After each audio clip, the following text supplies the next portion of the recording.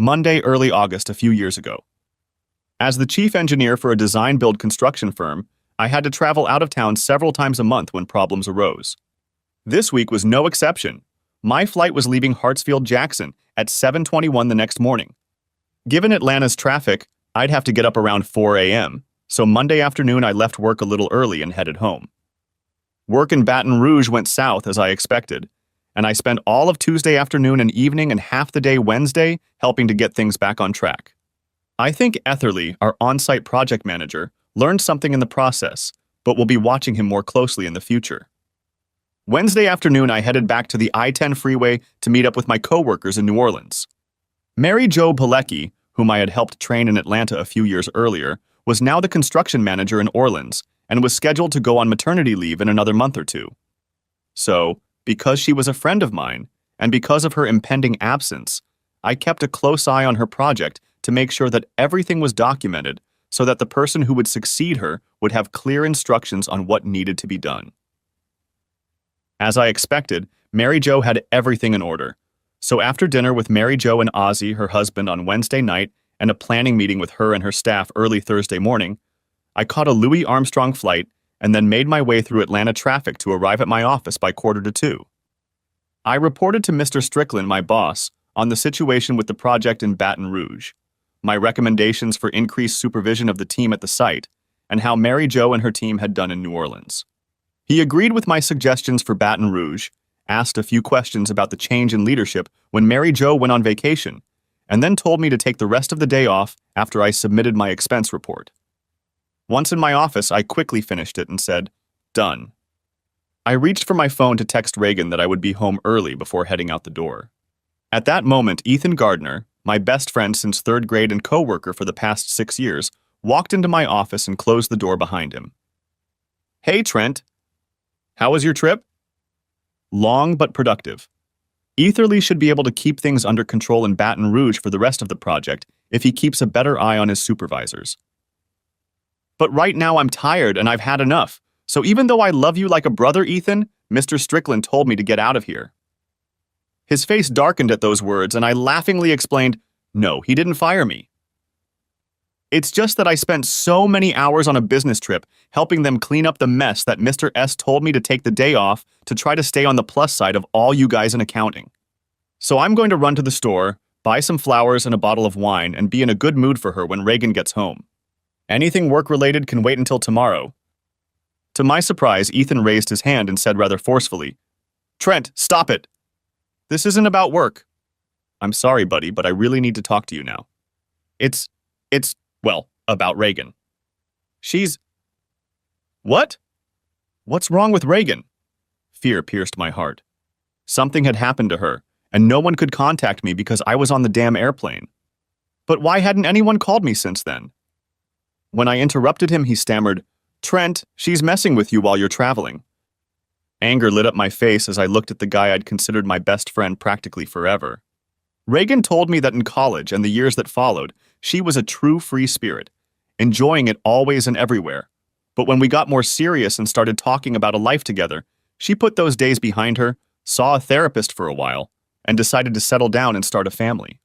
Even though she was with me, she still loved sex, a lot, but she had definitely put her free days behind her. That's not funny, Ethan. It's not funny in the slightest, and I don't appreciate it. I think you better get out of here and seriously consider our friendship before you walk into my office again.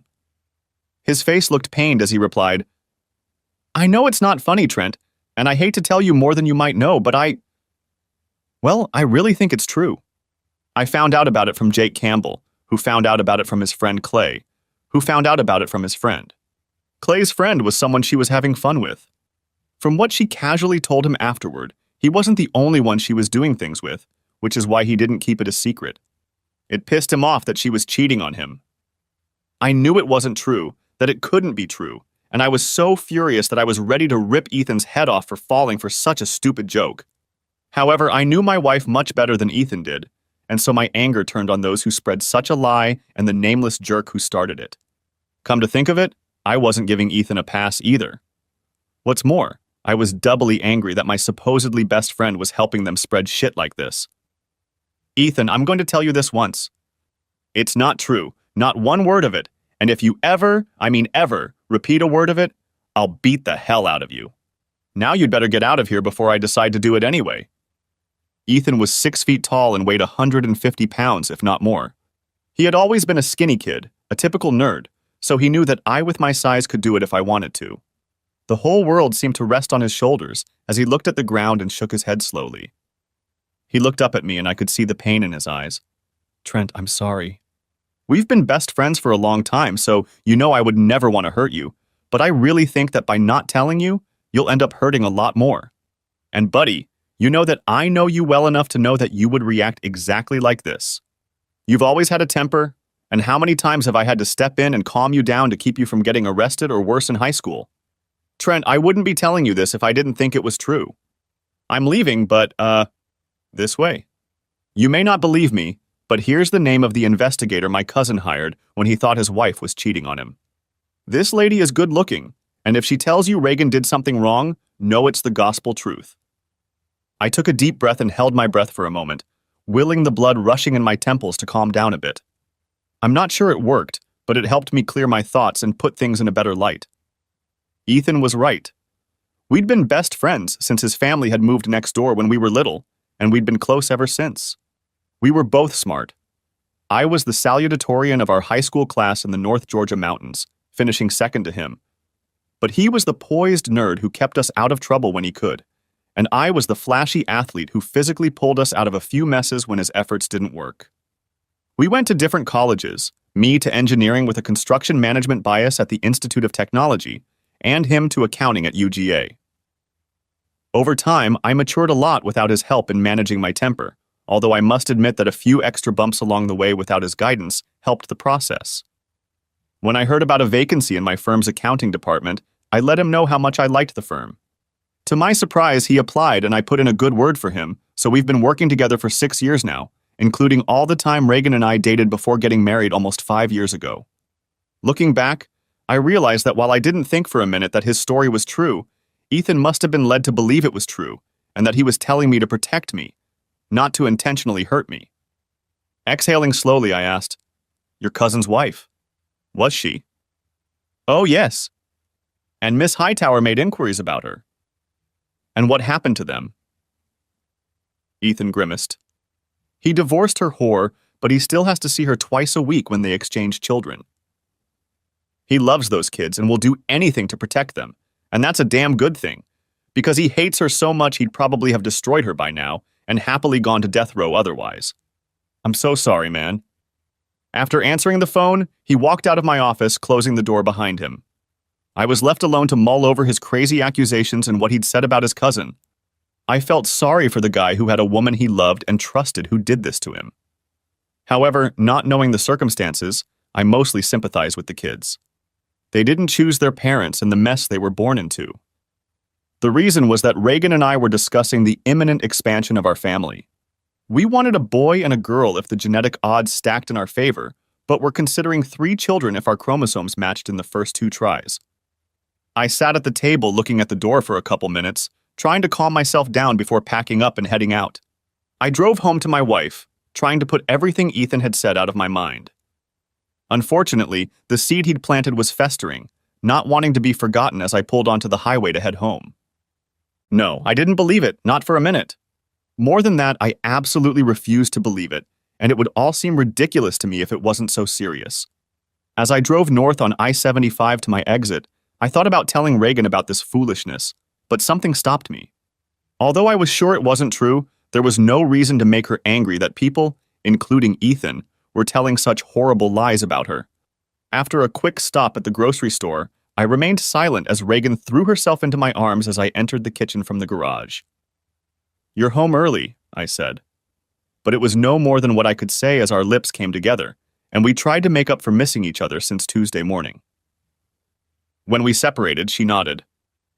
"I thought you'd be back early, so I worked late the last 2 nights so I could leave early today to greet you." "God, I missed you so much, Trent," she cooed. I smirked back at her, thinking about how beautiful she was, how funny she was, and what utter shit that idiot friend of Ethan's, or friend of a friend, or whatever.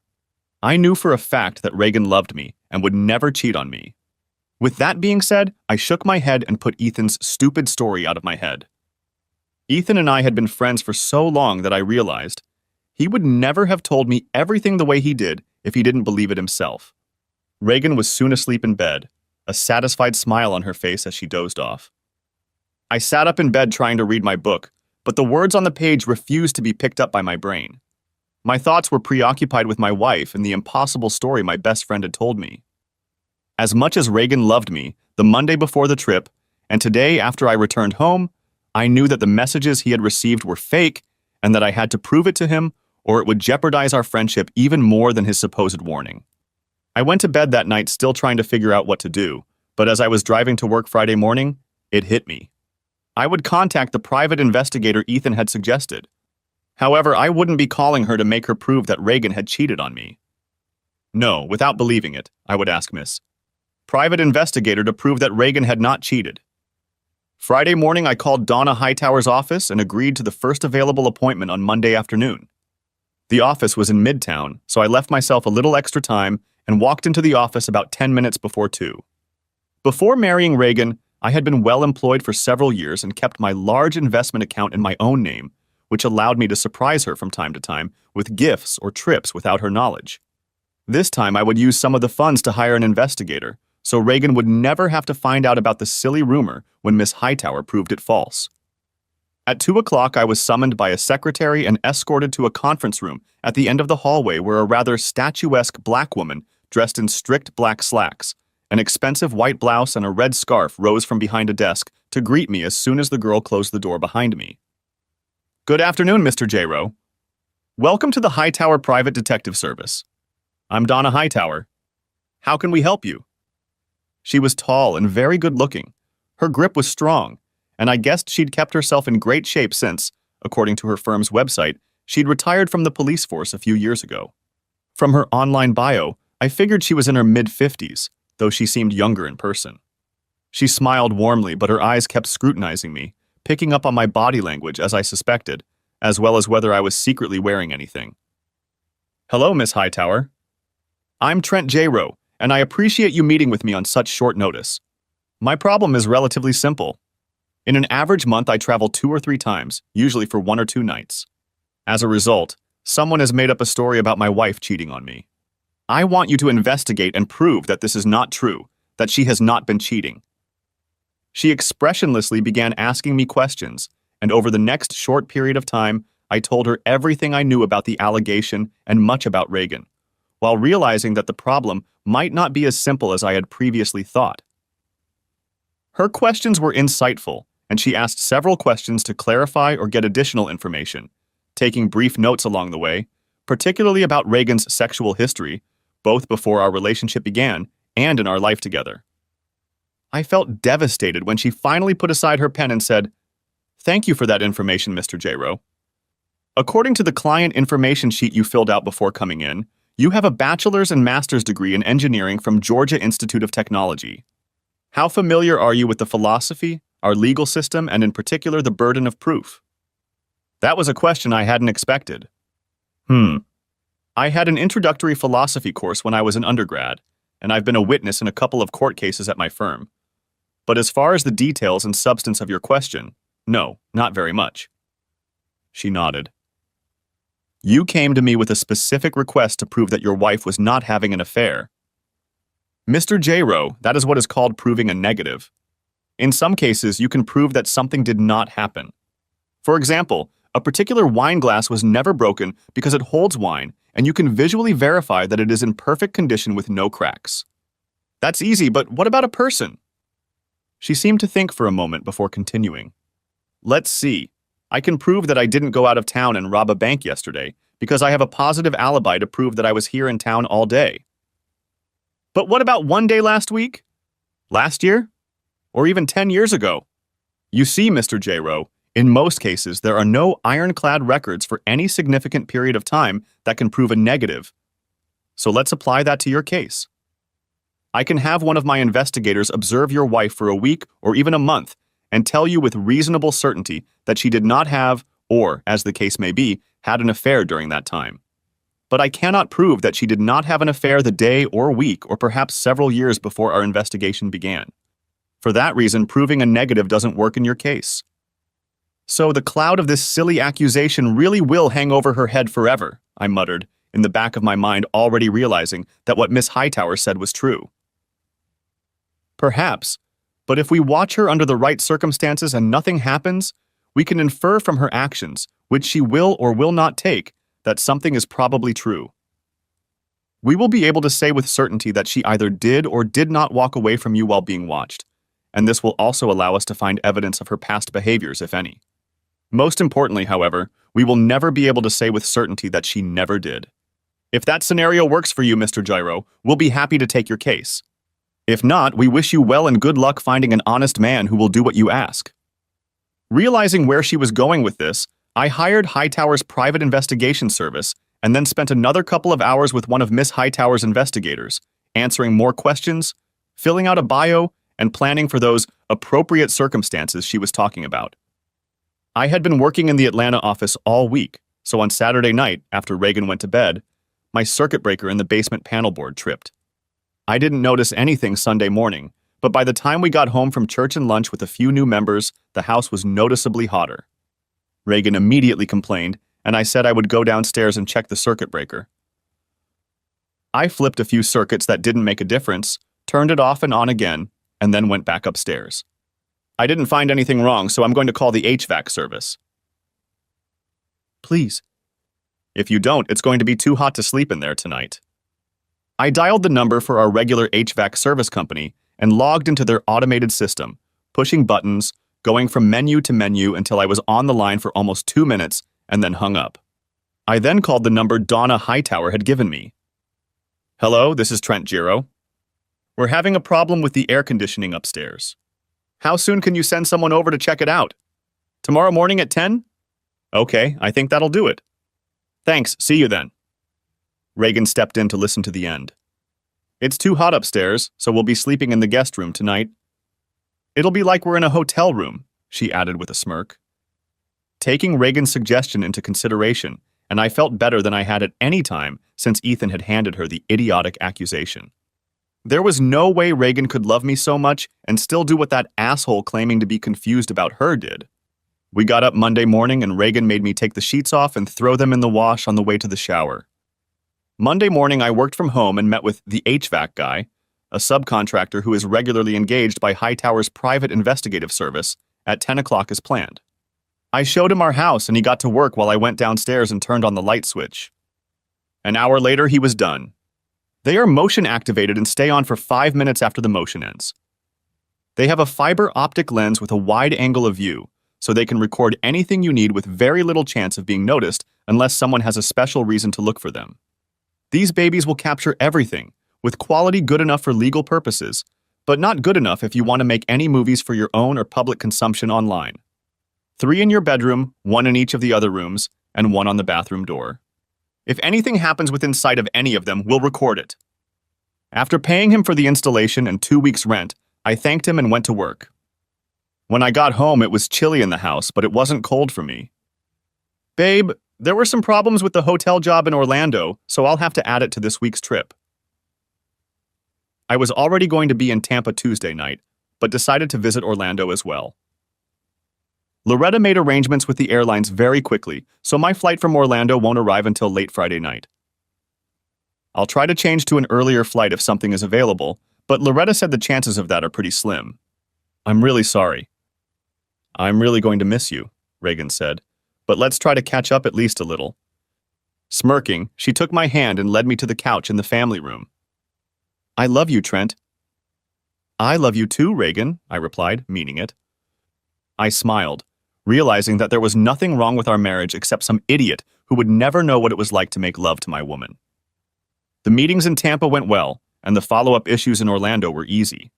In fact, I usually handled them remotely, but my showing up on site helped keep our management team on track.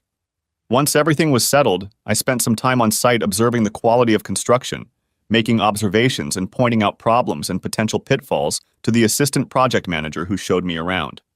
He was young but bright, and I mentally noted that he would soon be ready for more responsibility. I could leave Thursday afternoon if I could find a flight, but I didn't bother trying. Reagan wasn't expecting me until Friday night, and I was going to give her every possible minute of that time to prove to Miss Hightower that she had ample opportunity, but she wouldn't cheat on me. So I worked in my hotel room until noon, and early Thursday evening I went to one of Orlando's famous gun ranges, where in addition to the usual pistols and rifles, machine guns can be rented for firing from 3 points within seconds. I limited myself to renting a couple of pistols and let the tourist dads, torn away from their kids and Disney or Universal scenes for a while, spend their hard-earned money feeding belching machine guns. Friday, I worked in a trailer at our construction site until it was time to head to the airport. The traffic on I-285 Friday night was probably as bad as downtown, and it wasn't much better on 75 either. I breathed a sigh of relief when I finally reached our exit, and was thrilled when I walked into the house and my loving wife threw herself into my arms. Seeing that I looked stressed, she brought me a beer and we snuggled together on the couch and talked for a while before she took me upstairs. On Saturday, Reagan went to the gym to work out, and I took care of the yard. Since I didn't have much time, after going inside to get a drink of water and watch the Braves game, I opened my laptop and checked my personal email account.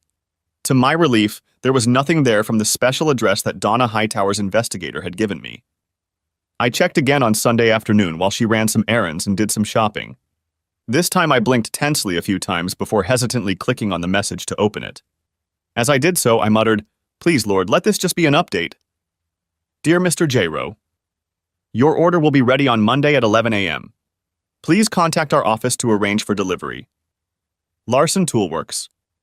My hand shook as I closed the message, deleted it, and then permanently deleted it from my trash folder. Reagan noticed I didn't look well when she got home, and I avoided her kisses. "Yeah, I don't feel so good," I replied. "I don't want you to get sick too. Let me give you a hug and then you lie down while I make dinner. Hopefully you'll feel better and be able to eat in a little while." She hugged me, but I, worried beyond belief, only stroked her back and rested my head against her. As I did so, I caught the scent of flowers. I didn't eat Sunday night, and I got up very early Monday morning. I thought about it while trying to sleep. The smell of flowers in her hair was not her usual shampoo, conditioner, or perfume. I didn't want to believe that something was going on, but the unusual odor and the ominous message made me question whether something could really be going on. After all, she'd been gone for so long, right? No, she couldn't have had time to shop and do anything extraneous. Right? Yeah, it had to be one of those makeup bags that spray perfume samplers in the store. After confirming the appointment on Monday morning, I arrived at Miss Hightower's office just before 11 a.m. I was escorted into the same conference room as the first time, and as before, Miss Hightower greeted me. This time she waved toward a chair and said, "Mr. J-Rowe, we have concluded our investigation ahead of schedule, and I'm afraid I have some bad news." She slid the file folder toward me and leaned back in silence as I opened it. My world, always so orderly, crumbled around me as I skipped reading the report and went straight to the photos. There she was with a man in our bedroom. This was followed by another picture, but still in our bedroom. Wait! The guy in this picture doesn't look like the guy I see in the first one. Sorry. It's all in the report, but we documented her with 3 different guys in 4 encounters through Saturday, and yesterday afternoon we repeated the second encounter, this time at a private home. "What?" exclaimed I. The news and all the numbers stunned me. But she went shopping yesterday." Her look was serious. She nodded. "Mr. J-Rowe, Mrs. J-Rowe did some shopping on Saturday afternoon after her second meeting with lover number 2, and on Sunday she only went to the grocery store. You could have checked receipts or maybe a credit card if she didn't use cash." But she was going to the gym on Saturday," I whispered, still trying not to believe the evidence clearly laid out in front of me. Miss Hightower shook her head. "I'm sorry, Mr. J-Rowe. From the picture of her leaving the hotel with lover number 2, we believe she was doing gymnastics. But believe me, she was nowhere near a real gym." "How can that be?" I demanded, my anger finally overcoming disbelief. "Letting 3 different guys spend time with her in 1 week? And that doesn't mean I didn't take care of her before and after." Miss Hightower held up a hand to reassure me. "I'm not a psychiatrist, Mr. J-Rowe, just a damn good investigator and a pretty good judge of human character." Your wife seems a likely candidate for hypersexuality disorder, often called nymphomania in earlier years. She seems to be going way beyond the ordinary to do just that and cover up what she did so you wouldn't find out. Flowers, I sighed. The scent of flowers in her hair. She took a shower and washed her hair after seeing her boyfriend yesterday. Maybe, but judging by how long they were in there, most likely just washed it or sprayed it with something. From what we can tell by following her and watching the videos, she's an expert at what she does, and she's obsessed with appearance, even changing the sheets and linens on your bed between lovers. More than one spouse has been caught cheating when a stain or odor gives away a secret love. But in our bed, I began, remembering that she'd even changed the sheets in the guest bed just a week ago. Yes, 2 of the 3 nights you were gone, she did it in your bed. She takes her lover. Please don't call them that. Cheating, adulterous assholes is what they are. She hummed slightly and nodded in response to my comment. At least one, yes. We don't know the first one's name, and the third one isn't married, but assuming he knew of her marital status, that makes him an accessory to her adultery and an adulterer under state law. Now, the second one seems to be her regular, lover. Well, he's definitely a cheater and an adulterer. We were able to get his identity and found out he's married. Asshole, I sighed, opening the folder and rummaging through it until I found the page with his picture at the very top. My fists clenched, and all I had to do was keep from punching the desk. Damn. I think she's working with that asshole. I was just about to get to that. Noah Wooliver, 32, married, and as far as we can tell, became your wife's boss at her firm a few months ago. Being a large, important firm with multiple offices, they don't advertise their corporate management structure, so it's possible he works in another, possibly parallel department. I shook my head. No, you got that right. Mrs. Allenby was promoted, I think, in late spring, and Mr. Wooliver became her new manager. Reagan never called him by name and said he wasn't very social, so I haven't met him yet. But she pointed him out to me one day when I stopped by to pick her up when her car was in the shop. It was Miss Hightower's turn to shake her head, though it was a look of disbelief. Not very social with the spouses of his mistresses, no doubt, she grinned. A convenient excuse to keep you two apart. Anyway, Mr. Wooliver has no priors or outstanding warrants, but he does have several unpaid parking tickets. Your wife met him at a bar Wednesday night and drove him to your house for a little over an hour, and then drove him back and let him out in her car, which is how we got his name from DMV records. We found his firm's information through a web search and professional networking on the internet. What a bastard, I sighed, clenching and unclenching my fists so I wouldn't accidentally break something, like my fingers. Miss Hightower continued. Take it easy, Mr. J-Rowe. We're not done yet. Further, she met with him at the hotel on Saturday afternoon, and then again yesterday, but this time, as I said, at the residence. According to the tax records, his residence is Mr. J-Rowe's. If Mrs. Wooliver had arrived a few minutes earlier, or your wife had left a few minutes later, Mrs. J-Rowe would probably be in play. Tuh! I hissed. Her game is already lost, but she just doesn't know it.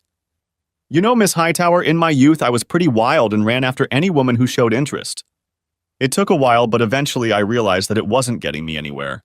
I needed something more, and I met Reagan just when I needed it. She admitted that she was the same way in college and that she'd had a few lovers along the way. But she said she loved me, that she wanted to settle down, that... I couldn't go on, and Miss Hightower patted my arm. I smiled weakly at her in gratitude and looked again at the sheet with Noah Wolverine's picture on it. My face hardened at the thought of what I would want to do to this cheating, lying, adulterous duplicitous. Miss Hightower grabbed my arm again, harder this time, forcing me to look into her eyes. Mr. J-Rowe, I'm very sorry for the way things turned out, but I must warn you, as I do all of my clients, not to let the pain you are feeling make you do something that is not in keeping with who you are. When a person finds out that their loved one has been cheating on them, they often want revenge, to make the cheater feel hurt. But if you do that and take it too far, well, if you do that, it can ruin your life. Do you realize that? Taking my hand, she made me nod before she continued. Don't let her mistake ruin you and the future you might have. If you retaliate too hard, you could go too far and end up in jail for a while or even prison, possibly for years. You could lose your job and almost everything you have worked for your entire adult life. You don't have children, so you don't have anything to worry about. But that doesn't mean you can't create huge problems for yourself. Whatever you decide, just be careful and remember that it's her mistake, not yours. There were so many things swirling around in my head. Treason? Confirmed. Children? So close, but not now. Revenge? Maybe not, but payback? Yes, definitely. I wouldn't be an idiot to let my anger destroy me. I'd be careful to control my emotions, but in my carefully calibrated reaction, I'd be just as damn devious and cruel as she'd been deceiving me, no matter how long she'd been doing it. I knew I would never physically hurt her. I wasn't that kind of person, but make her suffer? Yes, I will. Carefully, I mean. But believe me, Miss Hightower, if that's the way my soon-to-be ex-wife wants it, any way she can get it, then that's the way it will be. I'll try not to go too far, but believe me, it'll be damn close, and she'll feel all the pain she's caused me. Every single one. Damn. Bit. Miss Hightower sighed, realizing she couldn't stop me, but she made one last attempt to subdue me. Okay, please be careful, Mr. J-Ro. Remember what you said and don't go too far. Going over the edge is a lot easier than you think. I don't want what you do to bite you or haunt you. As a divorce attorney, Miss Hightower recommended George C. Godwin. He agreed to meet with me after hours, and I spent the next 2 hours on a bench in Piedmont Park contemplating my escape and my revenge. Then I loaded up all my notes and went to see him. Mr. Godwin was an elderly black man, as it turned out, Miss Hightower's younger uncle, and was as short, burly, and jovial as she was tall, regal, and reserved, but he knew family law up and down. He also knew the Georgia legal system like the back of his hand, as he had practiced law for nearly 50 years. George acted very informal, insisting that we call each other by our first names, and chatted for a bit before getting into why I chose divorce over attempted reconciliation. When I showed him the folder of photos, he whistled longingly. I think that answers that question. Okay, what we're gonna need. I handed him the flash drive with all the records Miss Hightower had suggested, and he plugged it into his laptop, said a few times, and then said a couple more before kissing his niece like an Italian in the general direction. This girl really knows her stuff. Trent, everything looks finished, so I'll put it all together and let you know when we're ready to file. You can do it by next Monday? Oh, I can do it by then, but overtime will cost you. Do it, please. I then told him my plan, including an additional request. When I finished, his face expressed nothing. You have to be careful, Trent, very careful. I know you're angry and you have every right to be, but you're entering into a legal proceeding where you can't go too far as the judge will decide the case according to the law. But if you don't think looks and attitude play a role, I have a great bridge I can sell you across the big river that runs through downtown Atlanta. I forced myself to smile, knowing that there was no river, big or otherwise, in downtown Atlanta. I got home late Monday night. Citing fatigue and the need to rest after a minor ailment, I avoided Reagan. Still feigning signs of an illness that wasn't really there, I showered and brushed my teeth, trying to put all traces of that slut out of my mind. Tuesday morning I got up early and, without waking her, quietly slipped out of the house to catch my flight to Charlotte. Thursday night I made the call I had been dreading. Ethan, hey, it's Trent. Listen, buddy, I need to apologize, and I need to apologize really bad. You were right, and I was as wrong as I could be. That bitch played me. Ethan, being the closest of my brothers, immediately forgave me and asked how he could help. I stayed home late Friday night and then complained that I was tired so she wouldn't even think about me. Saturday morning, I went to my parents' house to help my dad with a home project that was supposedly rescheduled for Sunday morning. I really wanted to tell him what was going on, but I knew I needed to wait until things settled down. Then the timing would be right, and it would be too late to miss something I shouldn't have. So I called Reagan late Saturday night to let her know I wouldn't be home until the following afternoon. But when she answered, I got the distinct impression that she wasn't home and that she probably wasn't alone. I held my tongue, uttering a curt but completely fake "love you" before ending the conversation. On Sunday afternoon, while Reagan was out on the street, no doubt dating one of the low-life bastards who'd engaged her, Mr. Godwin sent me a text. I quickly phoned him and he confirmed that everything would be ready. The bailiff he hired agreed to serve the papers on Monday at 11 a.m. as per my special request, and send me a text message as soon as he met with her. I immediately excused myself from work and then hit the road, leaving Reagan a note to say that I had some business at work and for her to call me at the office if she needed me. I drove to the office and spent the rest of the evening finalizing my plans. Reagan called twice that evening, and both times I told her that the case was dragging on and that I would be even later than I had told her before. I promised that I would leave early Monday morning and we would spend the entire evening in bed together. That must have been what she wanted to hear, because her miserable mood became light and cheerful, and she confessed her love to me before we finally ended the conversation. I was lying to her, of course, but given the web of lies and deceit she was weaving around me, I shook my head and said, "That's the kind of change, babe. Reincarnation is tough shit." She hissed when I got into bed with her late that night, which I knew would be the last time, but I didn't bother to wake her. After Reagan left for work, I walked through the house with a wide piece of brightly colored painter's tape and stuck a piece on everything I owned or had owned before our marriage. Anything that pertained to community property, I decided she would get as part of our settlement agreement or give to a thrift store. At 7:45, Ethan showed up, and a few more minutes later, the crew from the moving company arrived. I helped them get started, and then Ethan took over supervision while I finished packing what I needed for the short term. Everything that was in the truck would go to the warehouse. Reagan didn't notice that I cleaned out my gun safe and took everything to my parents' house to put in my dad's safe on Saturday. I was almost done and was about to leave, planning to leave the rest to Ethan, when Amy, Reagan's neighbor and friend, saw the truck and came out to ask if we were moving. Luckily, I got to her before she could look into the truck or see that I had piled a bunch of stuff in the back of my SUV in the garage. "Shh," I said with a smirk. "I'm surprising Reagan with some new furniture in honor of our upcoming anniversary. 5 years next week. I'm clearing out some old furniture and some clutter from the house before they deliver it tonight. It's a surprise, and it's a little early because of their delivery schedule, so please don't mention it to her or anyone else until she tells you herself." She agreed, smiling, and went on her way. By noon, the news would likely spread throughout the neighborhood, so I was glad that X hour was already 11. I gave each of the movers a generous tip, then shook Ethan's hand and thanked him before heading to the bank. I was there when they opened at 9 a.m. and withdrew half the money from our accounts in the form of a cashier's check. A few minutes later, I was at the credit union and deposited the cashier's check into a new account I had set up online. At 11:15, I pulled into the parking lot of an office building in Sandy Springs and opened my laptop. I had already applied for a new credit card in my name, so since the current card had a zero balance, I closed it. This took longer than planned, and as a result, I started sweating from lack of time. By 10:57 a.m., however, it was done, and I logged into our family email account where we were both listed and waited for the text message to arrive on my phone as planned at 11 a.m. Process server, just asked about her. A reply came back that she was on her way. Another text came a minute later. She's in the lobby now? Almost shaking with nerves, I uploaded the already prepared message to our email. I considered going to Reagan's work email and sending the version I'd written, and really wanted to send from there, since I knew her password. But Donna Hightower's warning about going too far, and her uncle's confirmation that if I did what I wanted, I'd end up in very hot water with the judge, and maybe even in the pokey for a night, put an end to that idea.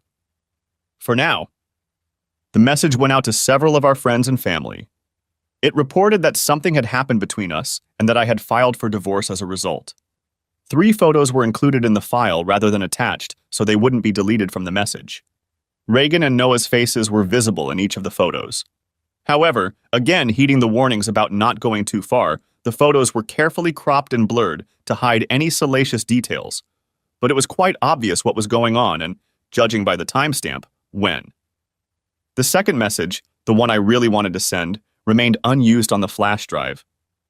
Finally, the message was not sent to Reagan or Noah. There was no need to warn them of the impending storm. The message was ready and looked right, so I hit send. After making sure it sent correctly, I quickly logged out, closed my laptop, and put it under my chair. My phone rang at 11:03. It was Reagan, and I answered it. "Trent, what the hell is this?" "A divorce? Why? I thought we were happy together. Did you find someone else?" I laughed at her hysteria. "You thought we were happy?" "No, I thought we were happy until I found out what you were doing." "Yeah, I know. Look on the back of the envelope I asked my lawyer to put in the package." I heard her swearing and yelling over the phone, promising me unbreakable love as she did in front of God, the pastor, and many of our friends and family at church, those now lost 5 years ago. Shit! She yelled over the phone. Shit, Trent, no. It's not what it looks like. Really? No, Trent, let me explain. No, Reagan. I don't think you have the time to adequately explain this. We're done here. My attorney's contact information is in this packet. If you need anything, feel free to contact him. I hung up and she was still talking, or rather practically yelling into the phone. When she realized I was no longer there, she called back again and I sent the phone to voicemail. She left one message, seemingly a long one, and a few minutes later a text message from her came through. The voicemail message was all the same, denial and lies, so it was deleted, as was the message, and the 3 messages, and the next voicemail message that followed in quick succession.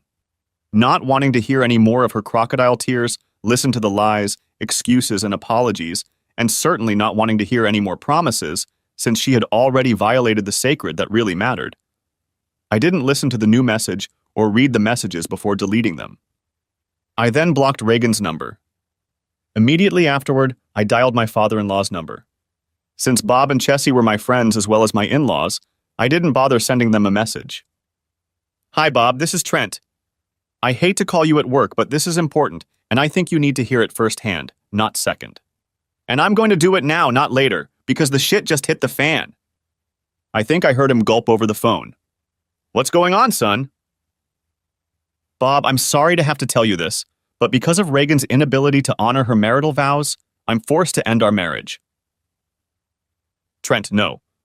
I know my daughter's story, but it has changed. You can't take it seriously by holding something long ago over her.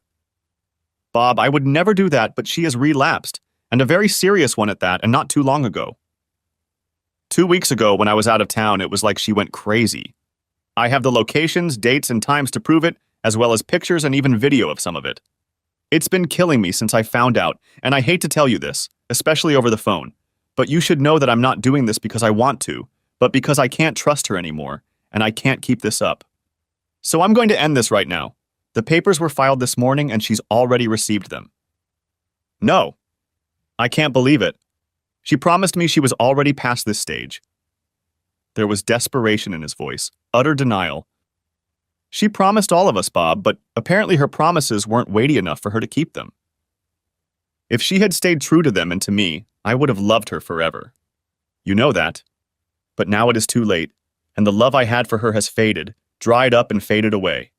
However, I still love you and your wife, and I don't want to hurt you, which is why I am telling you this directly and not by email. My soon-to-be ex-father-in-law expressed deep regret for what his daughter had done to us as a couple, as well as to his family and me as friends. With regret in his voice, we said goodbye. I quickly called Chessie, but the call went to voicemail. I suspected Bob had her phone on speed dial, so I left a short message. It was now 11:16 a.m., and I proceeded with the only part of my plan that I had any doubts about.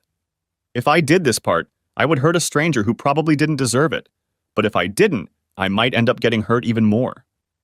So I put on sunglasses, a baseball cap, and a lanyard with a laminated ID for a delivery company that to my knowledge doesn't exist, but with Ethan's phone number at the bottom. He knew to answer Sunshine Process Serving to all calls he didn't recognize between 11 and 11:30 a.m. He knew that all unfamiliar calls between 11 and 11:30 a.m. were to be answered by Sunshine Process Serving. I popped some gum in my mouth and walked into the building. At the security desk, I said, "Hi, TC. J-Row from Sunshine Couriers and Process Serving. I have a special package for Mrs. Melissa Woolever." The guard frowned. "Such packages should go to the receiving center on the lower level." "No, that's not what the courts say," I said, doing my best imitation of Chevy Chase from the old movie Fletch. "Special service requires a photo ID and a personal signature. It's usually best done quietly, but we can make a scene if you want, and I'll end up having to run all over town to track her down, which will end up getting her in even more trouble." "No, wait," the guard said. "What do you want?" "I go to her firm, meet her in the lobby, Idaho her, and get her signature. In 5 minutes, I'm out of here. No hassle, no fuss." He nodded slowly. "To go upstairs, you must have a visitor's pass." "I need to hold your ID while you have it. Got it, I agreed, handing him my driver's license. With some reluctance, he took it and handed me the pass. Come back at once. You'll get this back, he said, holding out my license, when you return the badge to my hand. Got it? I bowed my head to him and blew a small bubble, then turned and headed for the elevator. On the third floor a few minutes later, I walked up to the front desk at Melissa Woolliver's firm. The same conversation was waiting for me there. The girl behind the counter looked even more hesitant than the guard in the main lobby, but she pressed a button and summoned Mrs. Woolliver to the reception area. Noticing a trash can in the lobby, I threw away the gum and took off my baseball cap and put it in the bag I passed off as my messenger briefcase. Fletch's identity was gone. Melissa Woolliver was very pretty, in her late 20s or 30s, with tanned skin, dark brown hair, and dreamy brown eyes that made me think she had Hispanic blood in her ancestry. When she entered the firm's lobby, she had a concerned look on her face. When the receptionist pointed her out, Mrs. Woolliver looked at me and hesitated for a moment before heading in my direction. Joan said you had something for me to sign, she said hesitantly. No, I'm sorry, Mrs. Woolliver, I'm Trent Giroux. You don't really need to sign, but I have to give this to you since it concerns you. What is it? Mrs. Woolliver, I'm sorry to tell you this, but your husband was having an affair with my wife. My words were spoken in a whisper, and I held out to her a close, cropped photograph of them in bed together. In the envelope are documents that prove everything. Absolutely everything. Tears streamed down her cheeks and she shook her head in denial. It has to be a forgery. Noah promised me. It's not a forgery, Mrs. Woolliver. I paid good money to a detective agency to find out what was going on with my wife and asked them to prove she wasn't having an affair after rumors of it reached me. They proved the opposite, that she was having one. Enclosed in the envelope is a confirmation that everything you see here is real, unedited, and obtained legally with my permission. I have been assured by a private investigation firm and my attorney that all of this will be taken into consideration and brought to court if you choose to go that route. As of this morning, that's what I'm doing. But he promised, she whispered, brimming with tears. She leaned toward me, and I put my right arm around her and stroked her back. He said the first time was a mistake, that it was just a fever, and that it wouldn't happen again. We took steps to make sure it wouldn't happen, and now he's backing off and doing it again? Why? I don't know, Mrs. Woolver, but this time it didn't happen in a hunch. It was carefully planned, and it happened more than once. In the envelope, you will find documents of 3 meetings between them in 5 days. Her hand clutched at my shirt and she shook her head, short and quick against me, realizing the extent of her husband's betrayal. At 165 centimeters tall and 125 pounds, I was 7 or 8 inches taller than her. She wiped her tears and looked at me again. The flow had stopped, but her cheeks were still wet from the recent downpour. I'm sorry, what's your name? I told her and she continued. I'm about to check out for lunch and we'll go somewhere. Afterward, I'll send a picture, just of me if you want to show him. Mrs. Woolliver, you are a beautiful woman, and I am honored by the invitation, even if it sounded more in anger than desire. But no, ma'am, you won't do it, I said, pulling her a little tighter against me, trying to help her get over her anger and move on to the much more important looking forward stage. I can't let you do this, and I can't do this to you. As much as it might seem like it would be revenge for him, you're going to have to live with yourself for the rest of your life, so you shouldn't go too far and do something you'll regret later. And you shouldn't do anything that the Georgia legal system wouldn't agree to. Perhaps that woke her up from her sadness, because she let go of him and took a step back. I guess you're right. I gave him another chance, but this is the end, and this time we'll end up in court. I don't know how. I've included the name and contact information for a private investigative service in case you need them for further investigation or if you need someone to testify. I've also included the name of the attorney they recommended. He seems like a nice guy and has been very responsive in handling my case so far. He filed the papers and they were served this morning. Shocked, she took the envelope and thanked me, then started to walk away. However, she stopped and said, Mr. J-Ro, I hate to ask this, but can I call you if I get stuck and need advice? My number is in the envelope. After visiting the testing lab that Donna Hightower had recommended, I sweated for the next few days while I managed the project in South Georgia. It was nice to be able to rest at the end of each long day, but the thought that I might have contracted something horrible or even potentially fatal made me even angrier at Reagan and the risks she'd taken for the sake of a few, or maybe many, cheap thrills. However, good fortune came my way at the end of the week when the lab informed me that I had no sexually transmitted diseases. I breathed a sigh of relief. At least that danger hadn't gotten me down. Reagan was still trying to reach me, leaving message after message on my voicemail at work and on my cell phone from other numbers. When I checked the messages, I deleted them as soon as I heard her voice, but she didn't take the hint. When I got back to the office Friday morning, I found there were more messages waiting for me, so I deleted them one by one and pulled out my phone's owner's manual to find how to block the number. After a few minutes, that problem was solved too, and I decided to visit my parents over the weekend. They were getting messages from Reagan too, and I decided to block her number there too. My mom was especially upset, especially since she knew that Reagan and I were ready to have kids. She even asked me to reconsider the divorce, saying that what Reagan had done couldn't be that bad.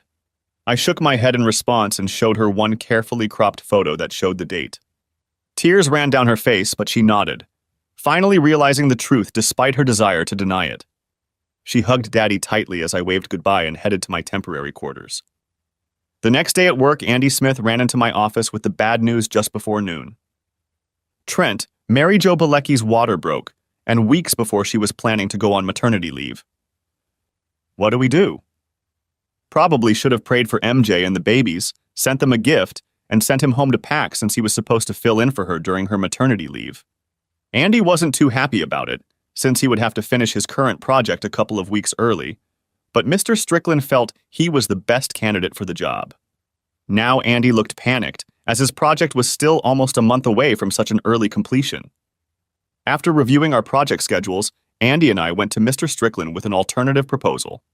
In order not to disrupt Andy's project, I would take the New Orleans job in his place, but I would be available to handle major issues on our other projects as needed, and could help out in Baton Rouge as well.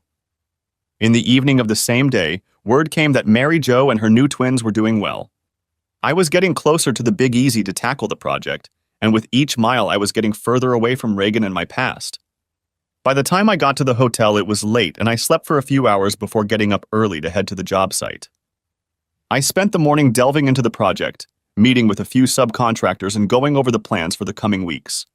Everything was as I expected it to be, so I left early in the morning to stop at the store and head to the hospital to see Mary Jo. She had already received the flowers I had sent, so I gave her a thank you for a job well done on the project and a gift certificate for her children who had been in the neonatal intensive care unit for a while until they were old enough to go home.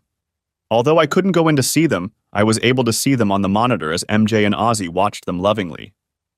I was so happy for them, but the thought that I might never have a child of my own hurt when I left, so I turned my attention to the project. It became my everything for the next couple of days, and on Friday I took the construction office management staff out for drinks in the French Quarter after we closed down work for the weekend. On Monday, George Godwin called to see how things were going with my divorce. He was having a bad time in Atlanta. His office was getting numerous calls from Reagan trying to reach me, and he seemed to be getting more and more hysterical with each successive call. "Are you sure you don't want to talk to her?" he asked. I grinned sarcastically in response to his question and heard him practically rolling with laughter. I thanked him and went back to work.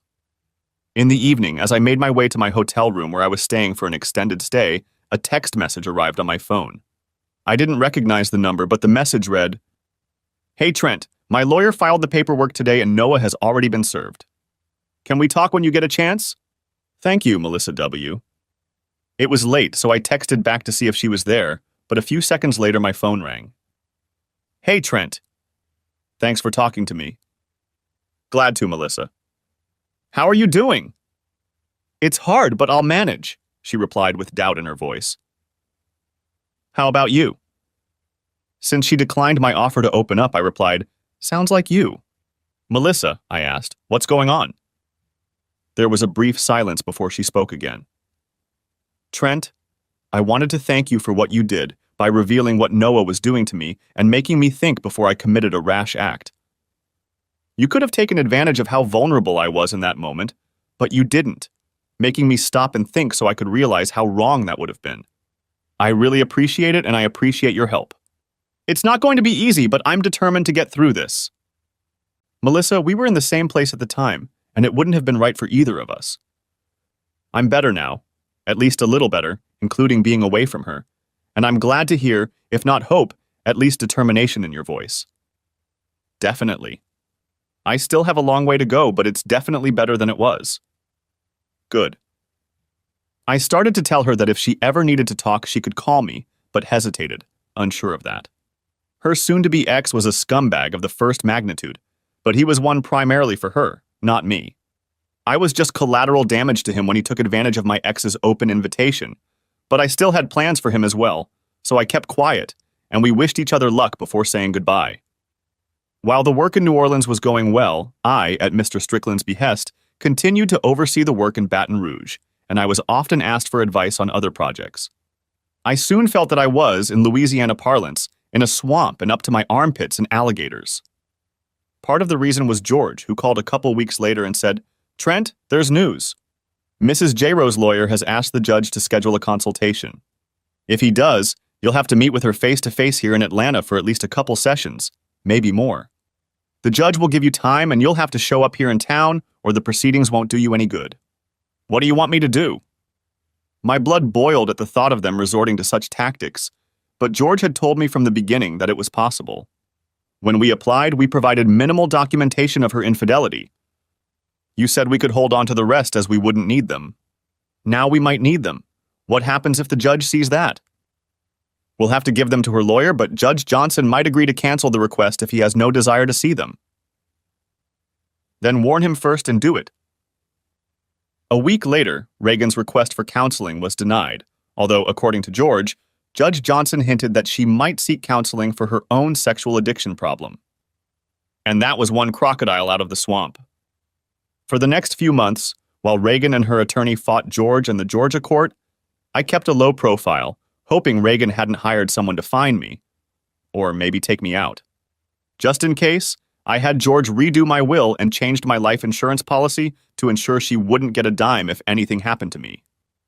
However, once Mary Jo and Ozzy's children were released from the hospital, I visited them a couple times for dinner and even babysat one evening so the lovebirds could get out of the house for some peace and quiet.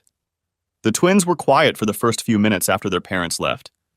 But then they realized something was going on and let me take them in with all four lungs.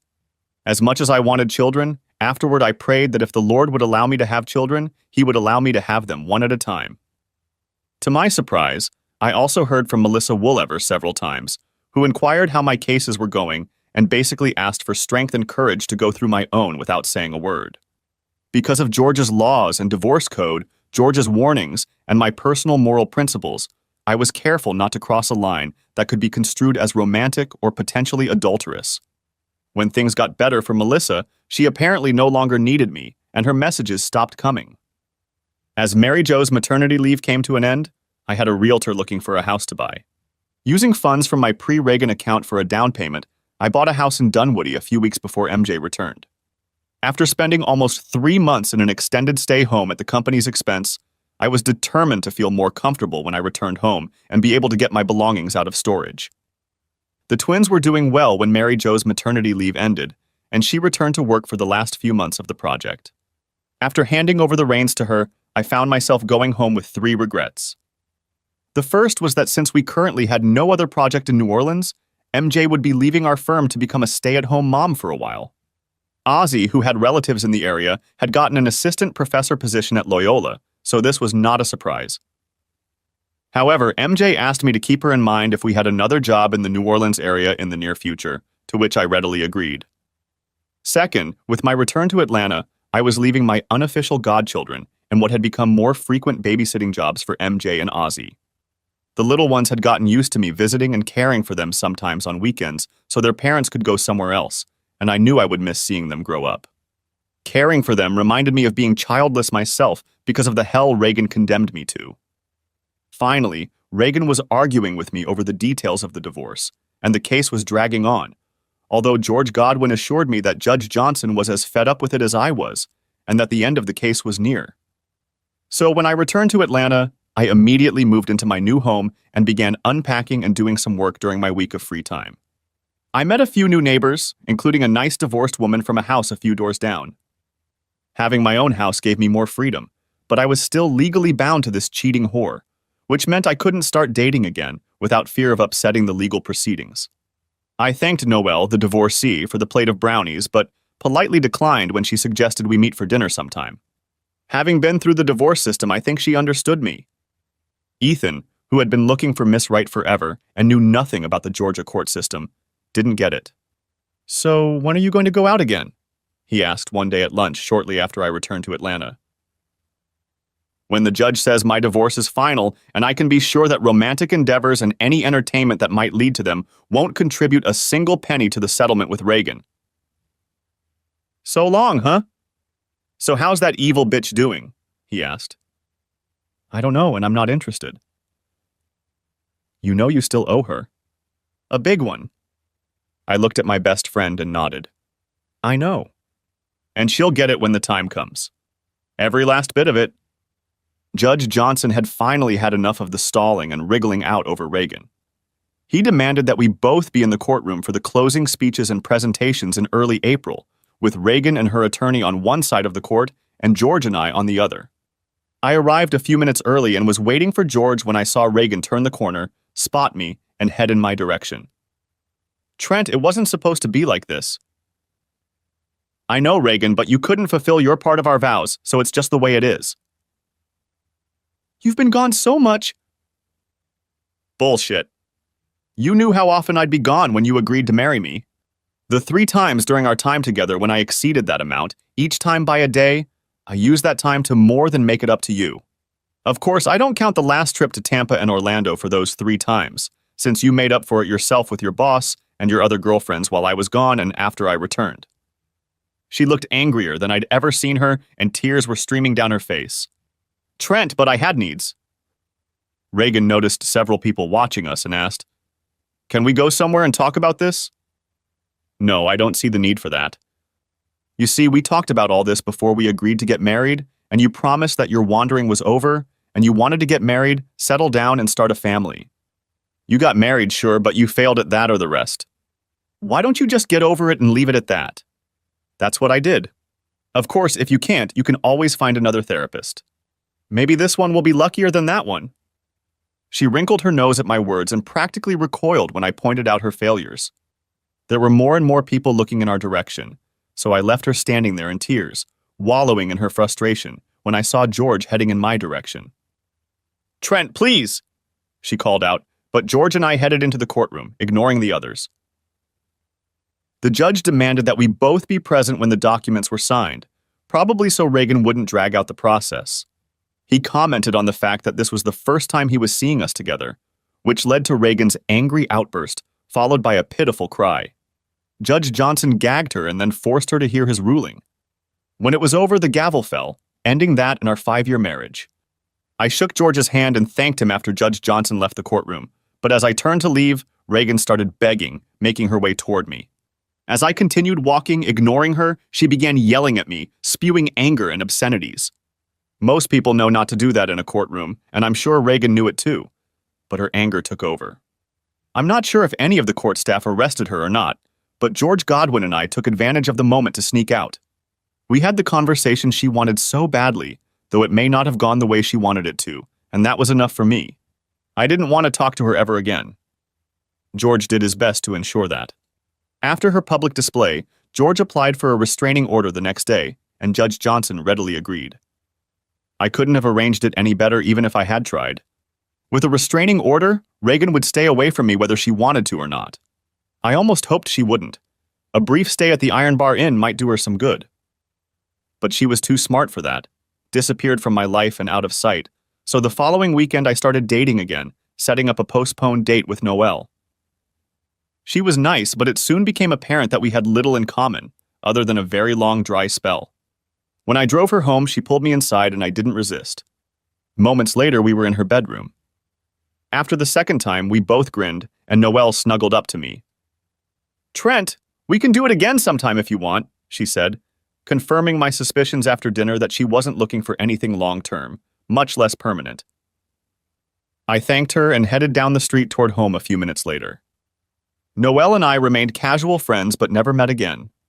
I dated another woman the following weekend, and then another in Birmingham during a trip the following week.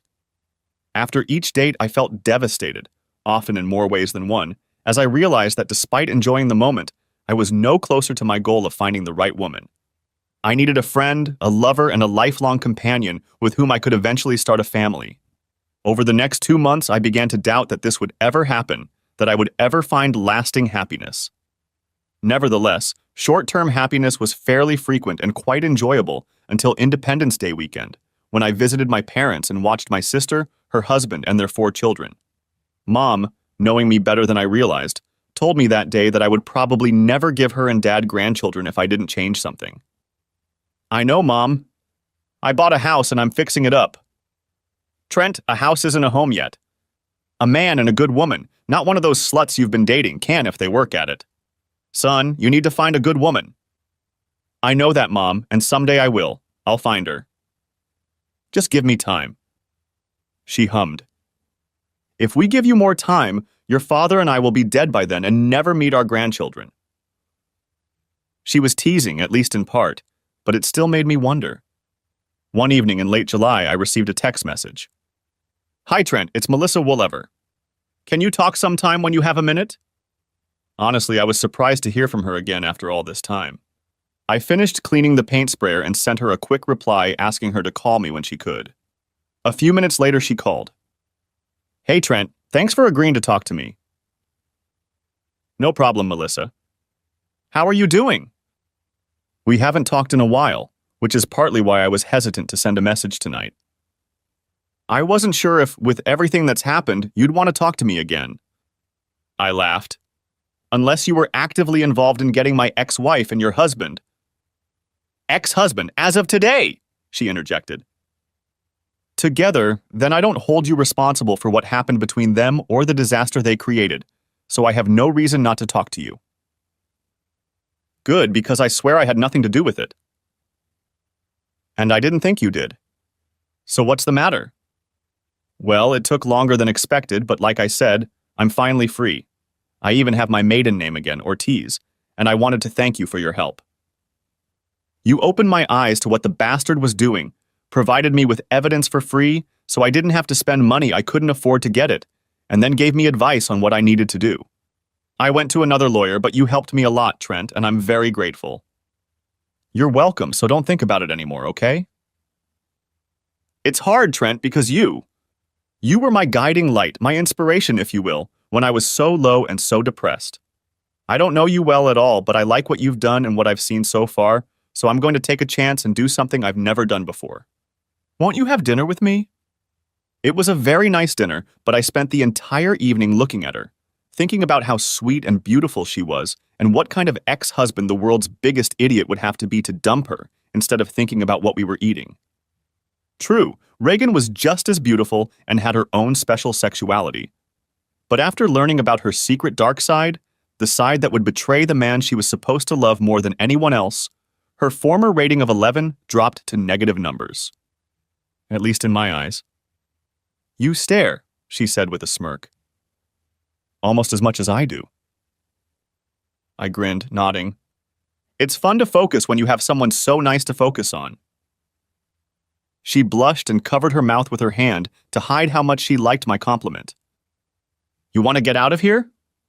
And maybe come back to my house? I think I'd like that. She whispered, Please, Trent, take me home or somewhere. Now. I need it and I can't wait. A few minutes later, as we turned onto her street, she reached into her purse and pulled out her cell phone. Pull into the garage, she said. The door's open. That night, we didn't leave the bed except to get a drink of water and go to the bathroom to use the bathroom as needed. I was thankful it was a Saturday and I didn't have to go to work, because for all I knew, I could have stayed with her forever. She fell asleep after our morning date and I exhaled a sigh of relief and went to the bathroom. As I stepped out, the morning light streamed in through the open curtain on the window, and I got my first real look at her bedroom. Our clothes were strewn everywhere, making me smile at the memory of our need. I also smiled at the double bed, the only item I was familiar with, and her pile of pillows, somewhat diminished by all the ones that had been knocked to the floor. The TV was on a stand next to the chair. It was tilted so she could watch it in bed if she wanted to, but it was Melissa's dresser that caught my attention. There were several pictures on it, and I cast a quick glance at them before they made me stop. It probably wasn't very polite, but I looked at one of them and picked it up to take a closer look. "Trent, what are you doing?" Melissa asked from the bed. "Melissa? Who's the girl in these pictures?" "That's my daughter Ansley. She's 3 years old and she means the world to me." Her words surprised me, startled me even, and I said, "You never mentioned her." I didn't want to bring her into the Noah story, so I tried to protect her as best I could, but she turned out to be a major stumbling block in our divorce. That's why it took so long. Trent, I don't want you seeing each other until we decide we're serious, that there's really something between us. Where is she now? I tried to keep my voice steady, but I think it went up an octave. She's with him this weekend. Why? Is something wrong? I liked her a lot, but this was a surprise, a shock even, and what it meant, well, I wasn't sure. Melissa, I don't know. I like you, though. I really like you, I admitted, not wanting to procrastinate. Considering how long we've known each other, I like you a lot more than I should. But if there's one person in this world I don't love as much as my ex-wife, it's your ex-husband. 6 of one, half a dozen of the other. That's what my grandmother would have called this match. I've already told you that I really want kids, so you can imagine that I'd want to be involved in your daughter's life if things worked out. But let's think about this. If I show up to her soccer game or piano recital or cheerleading practice or school dance or whatever, who else is going to be there? Noah, she sighed, starting to realize what I was getting at. He's a lying, cheating asshole, but he loves her. Exactly. And every time I see him at one of these events, whatever it is, it'll be a reminder of what he did to my ex and what he helped do to my marriage. I will resent the hell out of him, and I think Ansley, though she won't understand, will realize that there is something between us, some tension. Eventually, she would start resenting me for it, Melissa, which would hurt any relationship I have with her, and in turn hurt our relationship, yours and mine. As much as it pains me to say it, I think it would eventually ruin everything we have. She sat up and almost in a whisper she said, realizing, "You're saying we have no future." As much as I'd like to try to prove me wrong, no, I don't think there is one, I agreed. She nodded, tears streaming down her eyes. I thought it was too easy, too perfect. Now I know it was. Please, Trent, just go away. She touched her phone a couple times and added, "The garage door will be open for you." She fell back on the bed and pulled the sheet over herself as she cried. I grabbed my clothes and dressed in the hallway on my way out, hating myself at every turn almost as much as I hated her ex-husband. It hurt, but in my heart I knew it was true. Later that day, I went to my parents' house. I gave them the short, concise version, but they both knew that I was saying more than I was, and that what I was feeling was hurting me a lot more than I wanted to admit. Mom tried to get more out of me, but I shook my head and told her it would never work. Mom, being mom, gave me a motherly hug, stroked my back, and told me everything would be okay. As much as I wanted to believe it, I didn't see it at the time. On Sunday, we met my sister and her family for lunch after church. There was a long wait for a table at the restaurant, so she pulled me aside and made me lay it out straight. She was 2 years older than me and had helped me through several failed crushes when I was in high school, so I opened up and told her almost everything, but without any bedroom action, although I suspect she had a hunch about it. I realize it's not going to be easy, she said later, but I think you can do it if you try and realize you really love her. One date doesn't tell you much, and if you had more, you might realize that there's not as much in it as you think, but it might also prove to you that there is. And that fighting for it is worth it. If you want it. Thanks, sis, and you're right. One date doesn't say it all, but it told me enough to realize that it would hurt a lot more to get close to her and then see it doomed to fail because of the past. Listen, little brother. You won't know that for sure until you try. I nodded and agreed to think about it. After that, our table was set and we didn't talk about it again, but the subject stayed in my head throughout the trip home and the days that followed. Ethan understood me better than anyone else and agreed with my thoughts on the subject, but it was on the drive home after a trip to a factory near LaGrange that I started to think about it. Considering how lucky Ethan was with women, was it such a good thing that he was agreeing with me? The following weekend, he set us up with a couple of women. We all had fun, and I didn't immediately put the thought out of my mind. During the divorce, Reagan wanted to keep our house as part of the settlement agreement, and I made George resist by forcing her to sell it since she couldn't afford the buyout without giving up a lot of other things she wanted. It was pretty petty and cruel, but I figured it was karma given the circumstances, and I didn't lose a minute of sleep over it. Since I didn't want to be outed, I also brought George in as my representative for the sale.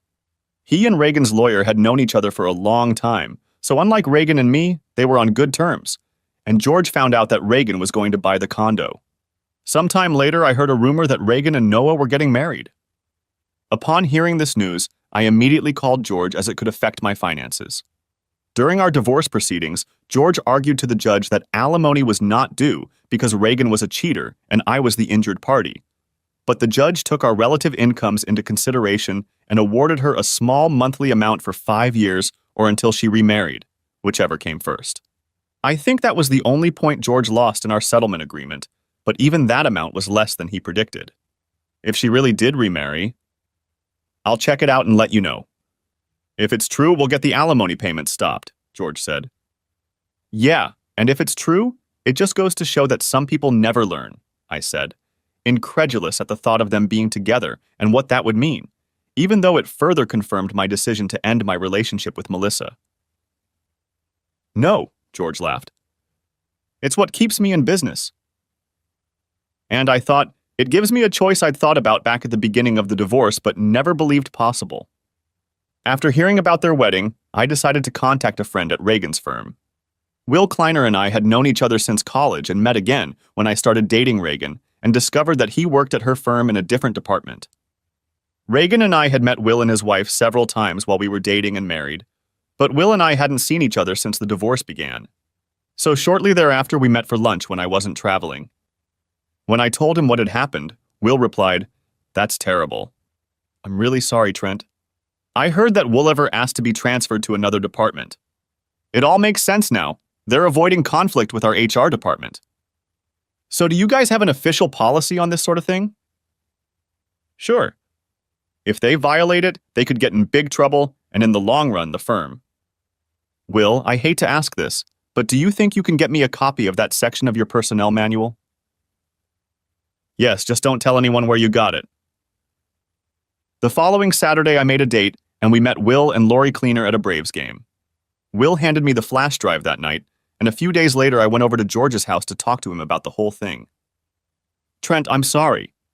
Even if you can prove that they knew Noah Woolever was entertaining all the women under him," he said, laughing at his own wording, "that doesn't give you the right to sue, since that's the way state law is written.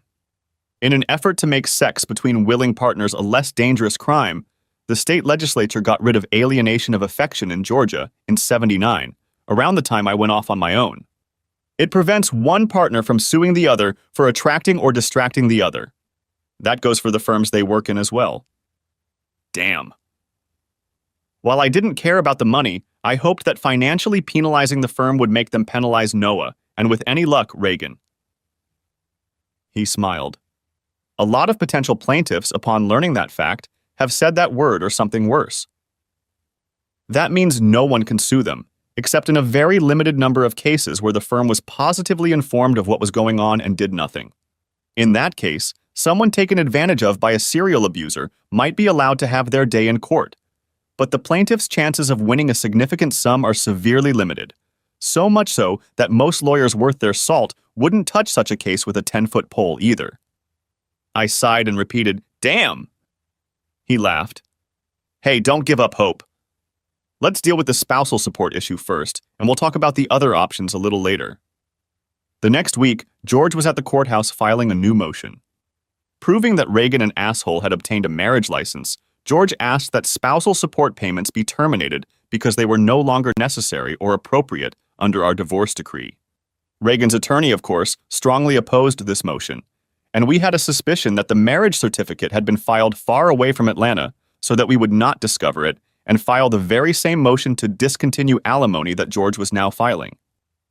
Judge Johnson agreed with us, brushing aside Reagan's objections, and I was charged the monthly amount that had kept me in suspense ever since he had demanded it. However, when I brought up the second issue, George looked at me, shook his head, and jabbed his finger at me. Patience, Trent. Patience. 6 months later, George Godwin called me and we met for lunch a few days later. Trent, I suggested you wait because newlyweds need time to get to know each other. And in a case like this, with Noah moving to another department in the same firm, he's going to be very cautious for a while. He needs time to get his bearings and find a new trail just as the luster of a new marriage begins to fade. From what you've told me and from what I've seen of guys like this in the past, I think it's a good time to run a check. It took 2 weeks, but Donna Hightower and one of her investigators proved that just as tigers don't change stripes, leopards don't change spots, or whatever the old saying goes, serial cheaters don't stop cheating. Noah Woolever had struck up a relationship with one of his new subordinates, so George took the information, put it in a nice package, and went to one of his lawyer friends. We don't want this to get back to you, Trent, because if whoever replaces Judge Johnson sees your involvement, Mr. Woolever will say, lose his job. In that case, Mrs. Woolever would be able to file for reinstatement of spousal support because of the effect your actions have had on her current spouse. I don't know how she would know that because I certainly won't tell her, and if anything happens to Noah Zasrans, I suspect he won't tell her the real reason. George smirked, wiggling his finger in my direction. Sneaky, sneaky. And it's true. George's friend, a lawyer, delivered the package to Noah's firm. Through my friend Will, I learned that Noah had been escorted out by security that same day, and there were rumors that he wouldn't be welcomed back. They say Reagan cried when she found out, asking why, but no one would say. Take that, asshole, I said after the conversation ended. If I keep this up, I risk turning into a bitter old man. Grinning to myself, I realized that was a risk I was willing to take. Not wanting to link my name to this in case Reagan found out about it and took it to a judge to try to get spousal support reinstated, I sent the package anonymously that same day, and the next evening I got a call. Trent! Melissa Ortiz yelled. I know you probably never want to talk to me again, but I had to call to tell you. Noah called last night and said that he had been laid off from the firm, due to downsizing, he said, and that he was going to file for a reduction in child support because of it. I called a friend at the firm and learned that there were rumors at the firm that he had been laid off. And today I received an express package, an anonymous, mind you, express package, which probably explains everything and should allow the judge to keep my spousal support payments the same when Noah files his petition. Trent, I guess, knows who I have to thank for that. So to that person I say thank you. I chuckled. I think if you talk to the right person about it, they'd say you were very welcome if they were in a position to admit they did it. As for what was in the package, you might say that some people never learn. I'm assuming that Noah will sing the judge a sad song about his plight, and then when my lawyer gives the judge that information in response, I hope the judge throws those very words at him. For heaven's sake, he just got remarried. I wonder if he started fornicating so quickly when we got married. Melissa, don't think so. It's in the past, so keep it there. Just smile and enjoy life, okay? You deserve it. We said goodbye for what I suspected was the last time. At that, I smiled. For the first time in a long, long time, I felt free. I'd been through the ordeal, I'd survived, and while some might disagree, I'd returned as much hell and heartache as Reagan and Noah had put me through, going as far as I dared, but not too far. While she was probably cheating again too, I had helped Reagan end up in a much worse financial situation, in an apartment instead of a nice house, and with a dysfunctional husband who paid alimony and child support through the nose. In addition, I knew she was in a relationship in which her spouse cheated on her regularly, but didn't bother to tell her about it, just as she didn't tell me about what she did to me. I had tried to give her the best and make her happy, but now I suspected she had more worries than she could count. Yes, I had struck back at each of them, but I regretted nothing. Not one thing? Moreover, as I went over what had happened in my mind, I realized that I no longer called them those derogatory names that were ever present in my mind. Having received retribution, I no longer thought of them or cared what they might think. And that realization led to the biggest smile of all. But the smile was short-lived, because over the next few weeks I made another discovery, the hardest of all. As much as I thought I had leveled with Reagan and Noah, to my surprise, I discovered that they still had power over me. When I thought I might have a chance at happiness with Melissa, I gave up that chance because of the memories of what my ex and Melissa's ex did, the awkwardness they caused me, and I'm sure her.